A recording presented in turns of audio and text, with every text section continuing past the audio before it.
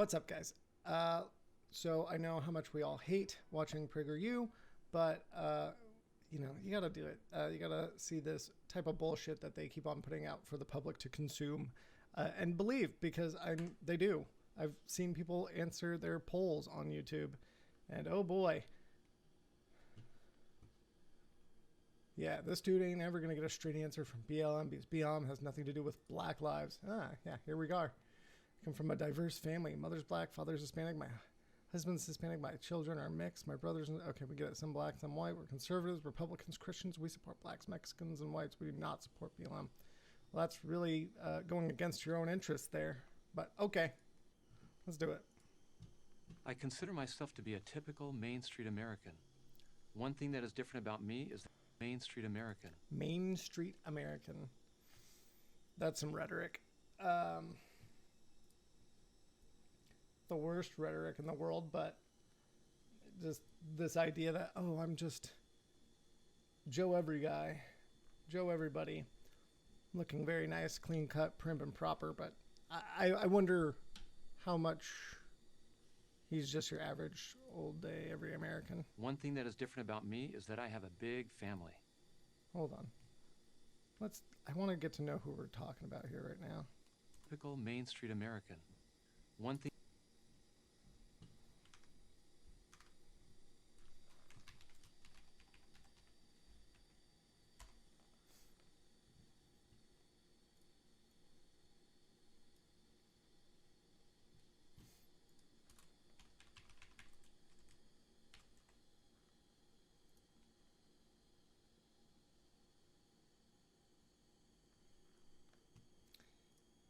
Hold on.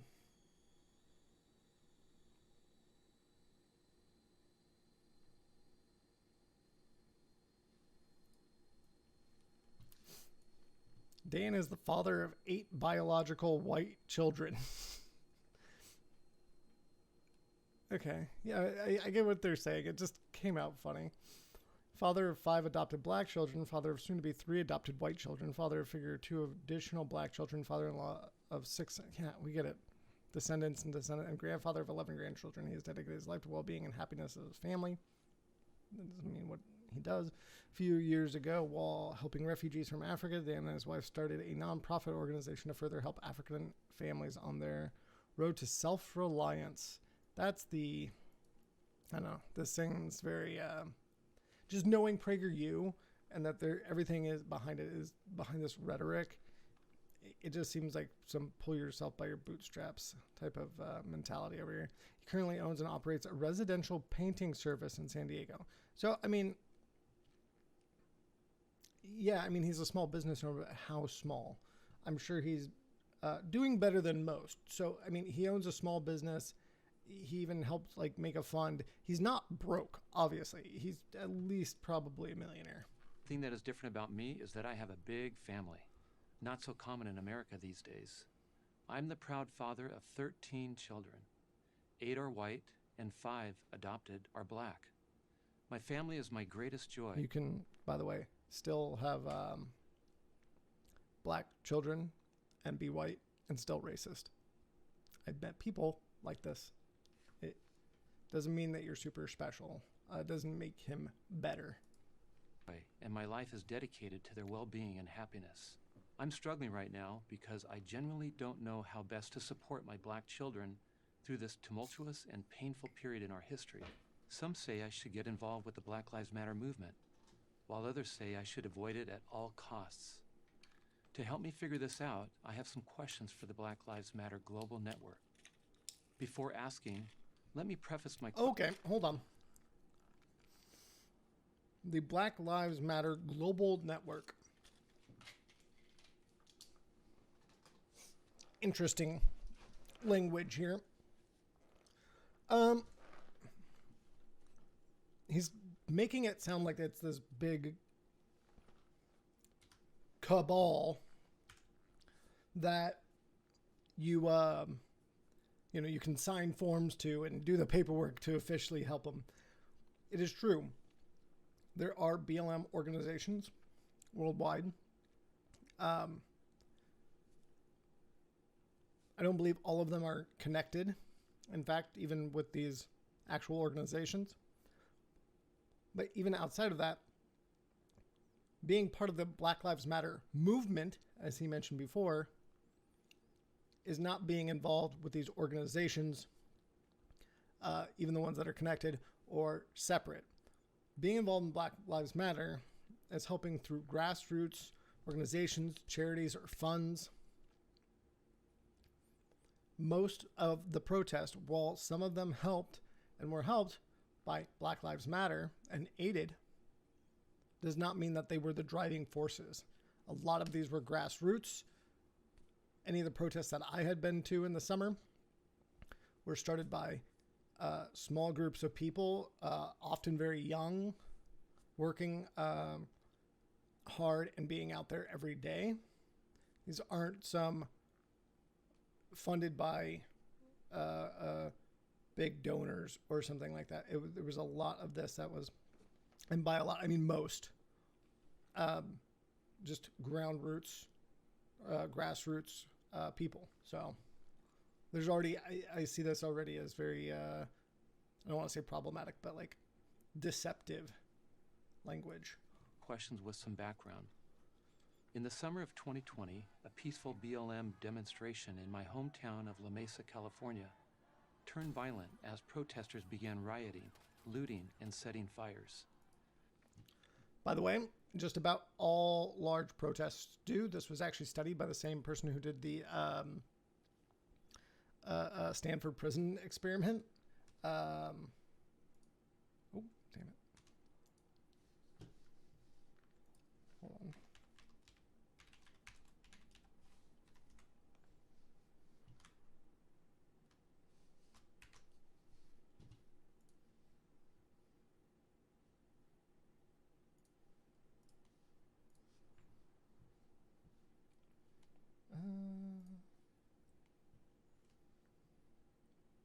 Yeah, it's in Bardo.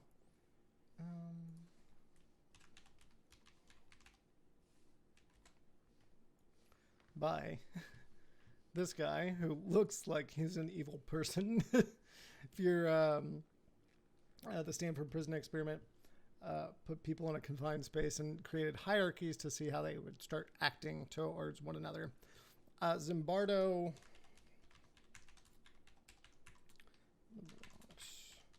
also studied hold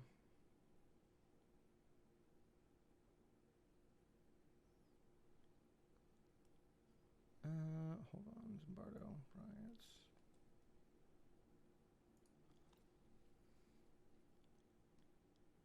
Yeah, so they talk about it here, but they found that Zimbardo noticed that just by having cars out there, that was part of an experiment, that they started breaking the windows. And if they started doing it, people would just kind of be like, oh, that's okay. And then they'd get in on it and start doing it and enjoying it. The fact of the matter is, when large groups are out there, it becomes a lot harder for us to individualize. And a lot of times there's a lot of heated feelings and whatnot at protests. I can get that, what's the word? Essay or that research out. But basically, it's pretty common for these things to happen. And to blame them on the whole is insane. A couple people may have started something and then it gets out of hand. Is everything about it okay? No. Most of the time, though, it's especially like what we saw with Black Lives Matter. Most of the time, it was large businesses that had insurance. People still had their jobs. Like, it's okay. Most of this does not happen to small stuff. And even when it does, I'm not saying forgive all of it, but don't blame all of an entirety of a movement, because in any type of large gathering, stuff like this will happen, as we saw with January 6th as well. I'm sure not everyone there wanted to kill cops and injure people, but you get enough people there, you get them thinking one thing, then they all start bursting through the doors. The next day, I took my 14-year-old black son downtown to help with the cleanup. As we walked past the charred remains of Chase Bank, I noticed the letters BLM graffitied onto a wall amid the rubble. It was unsettling, One person. as if Black Lives Matter was claiming credit for the bank's destruction. I didn't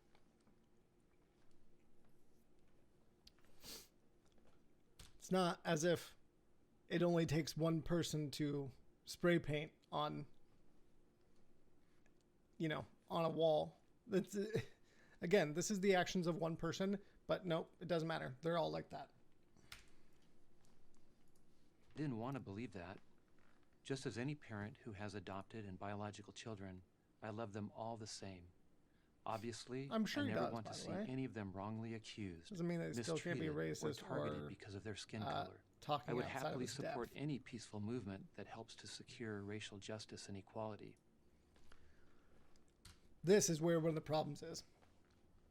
A lot of liberals do this as well. Well, I'm all for it just as long as it's not violent. Dude, motherfucker, this country was built on us doing the violence. Throwing tea and like the light stuff, by the way. I could go in much greater depth, but like some of the light sides of that are throwing tea into the water. And nothing changes, without real action.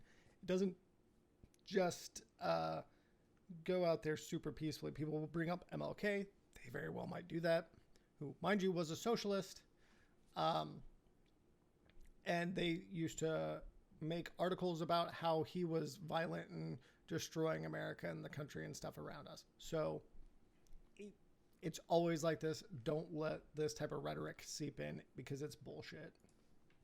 I also recognize the need for law and order. No community can survive, let alone thrive, without that. This is the source of my conflict and confusion. Is it possible for my family to support the Black Lives Matter movement while also supporting the police? No. I went to your website Defund the police, motherfucker. for answers, but I came away with more questions. You state that your mission is to... By the way, that's not saying that all cops are pieces of shit. Again, when we're always talking about that, we're talking about the organization and the system as a whole. eradicate white supremacy and build local power to intervene in violence inflicted on black communities by the state and vigilantes. But you don't explain how you're going to do that. What is your definition of white supremacy, of local power? By state, I assume you mean police. Who are the vigilantes you're referring to? Hold And on. how police? What is your definition of vigilantes? But you don't explain how you're... So again, this is talking, mind you, about the organization which is not behind all of the protests. It never has been. So there's that. Power to intervene in violence inflicted on black communities by the state and vigilantes. No, state does not also mean just cops, mind you. There's all different forms, from making sure that black people get different types of or voting IDs and then restricting those voter IDs. And violence can be a lot of things in this respect. How the prison system and justice system acts towards black people. The cops are at the fingertips of that, though, and what round people up and bring them into this system most often, and hurts their lives. You're going to do that. What is your definition of white supremacy, of local power? By state, I assume you mean police.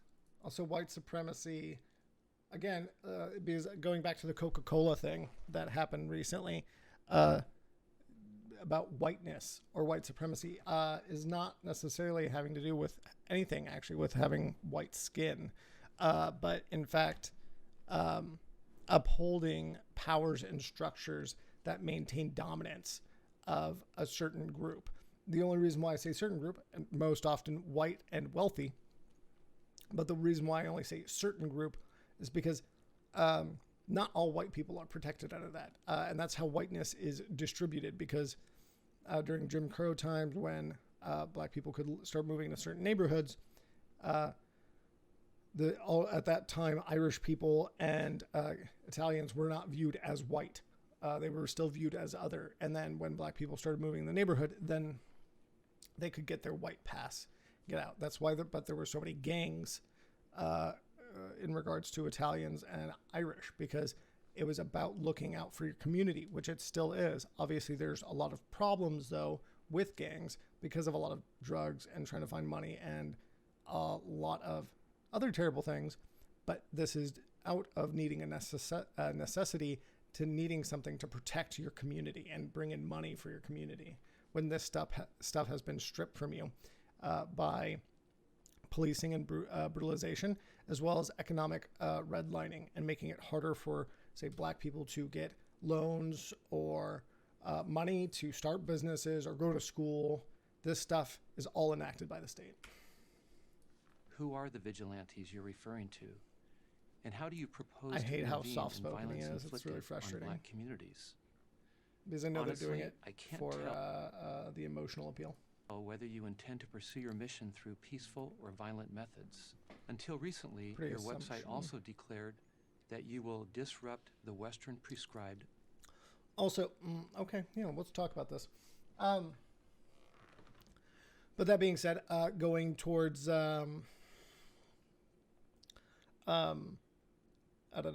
violence, again, 97% of the Black Lives Matter movement was peaceful, with the 3% of violent moments often being caused by the police, and this was studied and is monitored by ECLED, which is some research.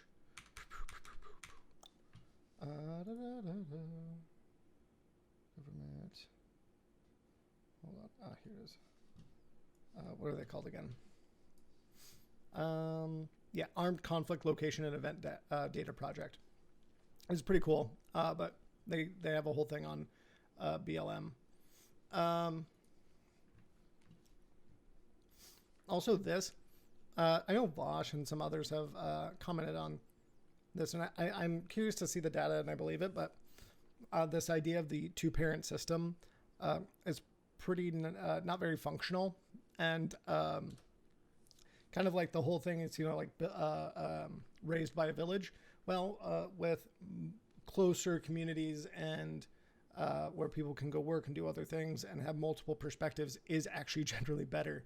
I believe there is data on that showing that it's actually better than our quote-unquote traditional Western family values and the like. So, nuclear family structure. And why? Does my family fit that? Why do you need to worry about your nuclear family structure? No. I mean, I don't know, in a way it's a nuclear family. But, have whatever fucking family you want. But it's just saying that there shouldn't be a specific one. Description? Why would you want to disrupt my family structure? That's not what they said. Stop being a victim about it. Does that mean that you no longer hold that view? Or was it just the expedient thing to do? I reached out to my local chapter of Black Lives Matter, hoping to speak with someone who could help me sort all this out. I then contacted your regional and national headquarters. Again, they're bringing this down so I to... began doing my own research. Oh, the do my own research crowd. Okay, first off, again, the majority of them are not necessarily conducted by this organization. The fact that he's attributing this to an organization kind of takes away the legitimacy of the grassroots nature of the actual protests, and then also giving him a straw man to go well, they couldn't tell me they couldn't do this, and they say these and this and this, and attributing it to a large group of one of the largest civil rights movements in American history. So, with one of your founders, Patrisse Cullors. We are trained Marxists, she said. We are super versed on ideological theories. Which theories are those? Is Black Lives Matter Marxist? They're Marxist theories, which are not bad things. And often a lot of minorities that are subjugated tend to want revolutionary ideas and theories because they want to change the power dynamic that is very much known to be not fair and not just. A Marxist-inspired organization? Marx advocated for the forcible overthrow of our civilization. Okay. No. Actually, Marx was not for necessarily the pro-force ideas that Lenin brought into into vogue with his versions of Bolshevism and communism through those ends. He is into forcible overthrow, but that does not necessarily mean out of democratic means. Forceful does not necessarily mean violent. And I don't know of, as they didn't quote, of our civilization. No, of our economic system, which maintains certain power balances within our current system that are not, like I mentioned before, just or fair or equitable for everyone in this nation. Rather, it is best for only the richest and keeping the richest there. Is that Marx owned that? Marx has advocated for, as if you don't know, for the workers to own the means of production. Democracy in the workplace. Okay? Cool. BLM wants also? Not I have to a few more overthrow questions. civilization. As an organization, do you believe in and support the Constitution? Do you honor the flag, or do you view it as a symbol of oppression? Why are we on this weird nationalist shit right here? Like, why does it matter if you view it as a symbol of oppression? Because guess what? It has been for many different types of people. So what? Do you believe that people should be primarily judged by the content of their character or the color of their skin? Do you support or condemn destruction of personal and private property of others? Well. Do you believe in the defacing and property. destruction of statues? Based. Again, also not a bad thing. We already went over that with Douglas Murray, but we'll go on. Monuments. I don't want to talk about that again right now. Do you believe that police departments need to be reformed? Yes. Or to be defunded? Yes. Or to be eliminated altogether? Maybe not I am one altogether. of countless Americans who want answers, but I can't seem to get any. From all Motherfucker, they've been yelling it, and you're just choosing not to hear. So, they have. These people saying, oh, you'll never get anything from them. People are saying quite clearly what they want. At marches, at events, young people are telling you. There's no excuse to not know. It's pretty easy to get this information. This is a lie. all reports, you've raised millions of dollars in support of your organization. What are you doing with that money? Again, Are you bringing using up that money the in some way to organization as a help black false communities? equivalency. No one seems to know. I humbly propose that you use some of that money to help black people who have been harmed by the destruction that has accompanied BLM protests. I'm thinking of the many black business owners whose shops were destroyed by riots in your name.